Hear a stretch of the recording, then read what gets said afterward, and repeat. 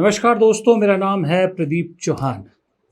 कुछ दिन पहले मेरे ही एक वीडियो में किसी आदमी का कमेंट था, किसी शख्स ने कमेंट लिखा था कि राहुल गांधी कांग्रेस तो बदल रहे हैं, पुरानों को हटाकर नए ला रहे हैं, लेकिन ऐसा करने से वो क्या उखाड़ पा रहे हैं, बीजेपी का क्या उखाड़ पा रहे हैं।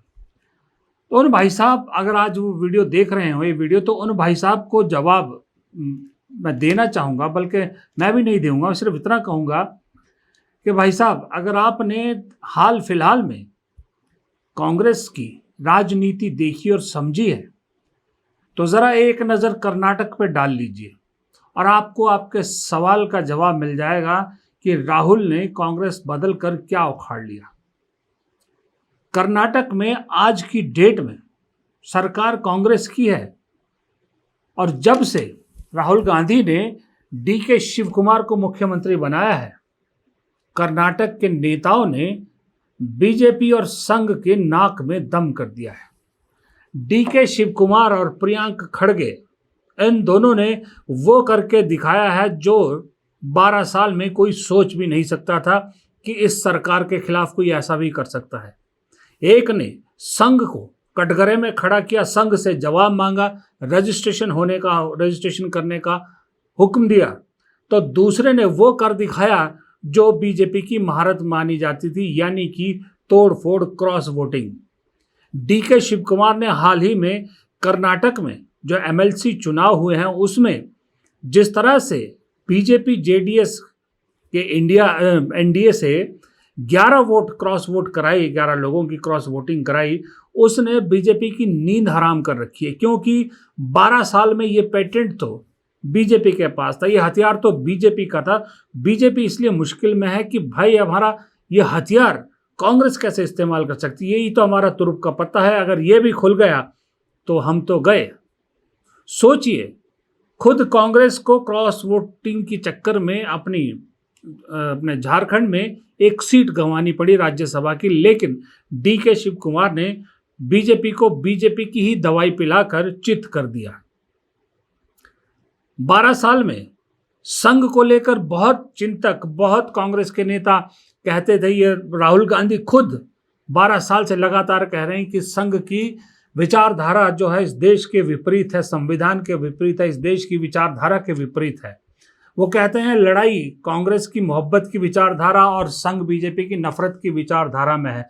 और कई थिंक टैंक या पत्रकार या न्यूट्रल जर्नलिस्ट भी इस बात को मानते थे कि RSS की जो विचारधारा है और RSS जिस तरह से इस देश के खासकर शिक्षण संस्थानों में अपने विचारधारा के लोगों को भर रहा है, वो देश के लिए खतरनाक है। लेकिन कांग्रेस की कई राज्यों में सरकारें हुई, किसी की हिम्मत नहीं हुई कि संघ को कटघरे में खड़ा कर दे, संघ से सीधा पंगा ले ले। लेकिन जैसे ही DK शिव कुमार मुख्यमंत्री बनते हैं, वो प्रियंक खड़गे को गृह मंत्री बनाते हैं और प्रियंक खड़गे सीधा RSS के सामने खड़े हो जाते हैं, कहते हैं हिसाब लाओ, रजिस्टर करो, और दम है तो पब्लिक के सामने हिसाब लाओ, नहीं तो फिर एक्शन के लिए तैयार हो जाओ। बिलबिलाते हैं संघ। मोहन भागवत जी केरल में जाके कहते हैं कि जब हिंदू धर्म रजिस्टर्ड नहीं तो फिर RSS क्यों रजिस्टर्ड हो। देखिए किस तरह की अजीबोगरीब बात करते हैं और फिर कहते हैं कि राहुल गांधी ऐसी बातें करते हैं। पप्पू वाले सारे काम बीजेपी संघ के लोग करते हैं। ऊपर से उन्हीं के एक MP ये बोल बैठे कि दलित खड़गे को किसने हक दिया संघ से सवाल पूछने का, यानी दलितों को लेकर क्या मेंटल सोच है संघ की, वो क्लियर कर दी। प्रियंक खड़गे को इससे कोई असर नहीं पड़ेगा। प्रियंक खड़गे तो आज भी कह रहे हैं कि भाई दम है तो मेरे मुंह पे कागज मारो ना। मोहन भागवत जी ने खुद बोला है कि उनका इकोनॉमिक यूनिट रहता है और वो इकोनॉमिक यूनिट ऑडिट होता है और जब भी सरकार मांगेगी हम देंगे। तो अभी सरकार मांग रही है, जो भी है। अब बातों को घुमा फिरा के बात करने से कोई फायदा नहीं है और आपके बीजेपी के चमचों को बात कराने से कोई फायदा नहीं है। कागज है तो मुंह पर मारिए, बोल दीजिए प्रियंक ये लो कागज चाहिए ना तुम्हें, कागज दे दिया। So why are you hiding, what are you hiding? And You tell me, when the government is asking clarification तो बनता है ना. अगर क्लैरिफिकेशन सही निकला तो मैं सॉरी बोलूंगा, अगर उनका जो क्लैरिफिकेशन ठीक नहीं आए तो वो सॉरी बोले और जो कागज तैयार करना है कर ले. लेकिन सर वो ये कब बोला मैंने? उस लेटर में कुछ लिखा है क्या बैन करने कर रहा है करके, कर्नाटक सरकार हो या मैं हो? Have I ever said that? Tell me in that letter, where have I even suggested that if you do not produce documents, we will review your activities in public domain? Have I said that? Have I used the word ban? Have I used the word dharma? Have I used the word Hindu? Have I used the word religion? I have not used any of these words. अब RSS वाले, BJP वाले, हिंदू धर्म कभी register हो सकता है क्या? मैंने कब मांगा हिंदू धर्म रजिस्टर करो करके?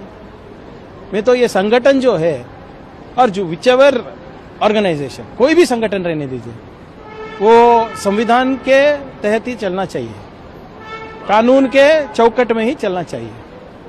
ये दो नेताओं की, दोनों एक ही कर्नाटक से, दोनों एक ही सरकार के हिस्सा, दोनों की दिलेरी के, और दोनों को बीजेपी के उसी के घर में उसी के हथियार से चित करने की कहानी आपको मालूम है.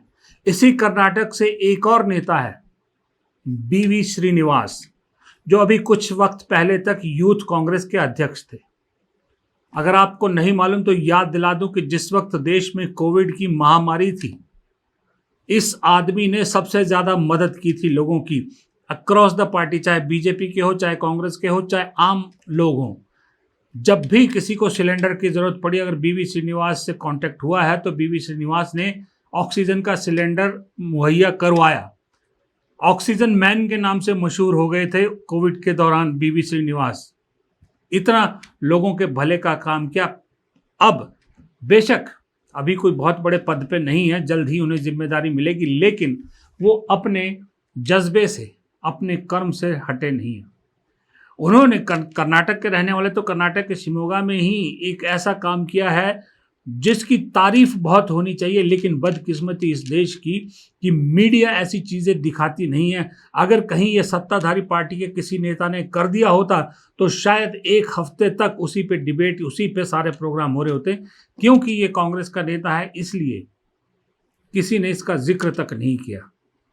बीवी श्रीनिवास ने राहुल गांधी के जन्मदिन के मौके पर खुद फोटोग्राफ्स डाली, खुद वीडियो डाला कि कैसे उन्होंने एक महिला जिसको उसके पति ने छोड़ दिया था, सर से पिता का साया उठ गया था, साथ में एक छोटा बच्चा था, बरसात में, बाढ़ में घर ढह गया, सब कुछ खत्म हो गया.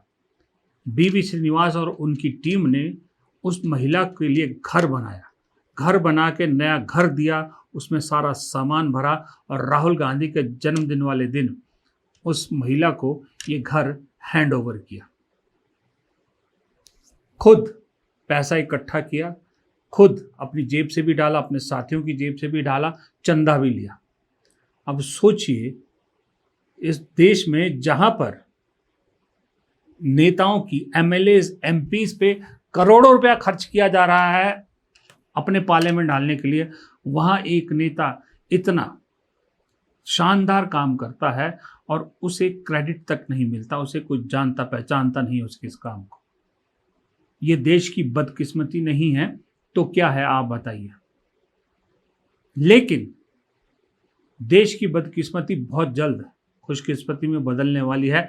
अगर राहुल गांधी ने जिन लोगों को सेलेक्ट किया है, अभी तो उदाहरण सिर्फ कर्नाटक से आया है, धीरे धीरे आप देखिएगा पूरे देश से इस तरह के उदाहरण आएंगे, जहां ईंट का जवाब पत्थर से भी देंगे कांग्रेस के लोग, और लोगों के दुख दर्द भी बांटेंगे. इसीलिए मैंने कहा कि कर्नाटक कांग्रेस के लिए दरअसल धाकड़ नेताओं की फैक्ट्री बनता जा रहा है.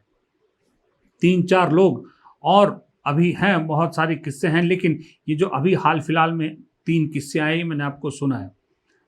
अभी आपके सामने और किस्से आएंगे, और राज्यों से आएंगे, क्योंकि वो कहते हैं ना कि रेस के घोड़े, बारात के घोड़े, लंगड़े घोड़े राहुल गांधी कहते हैं ना.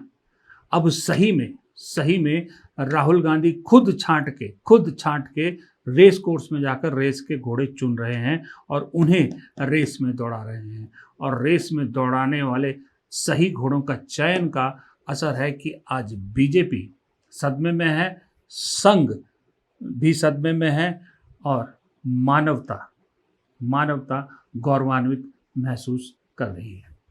फिलहाल संडे के दिन इतना ही छोटा सा वीडियो आपके लिए। पसंद आया तो लाइक शेयर कीजिएगा, कमेंट कीजिएगा और चैनल को सब्सक्राइब जरूर कीजिएगा। नमस्कार।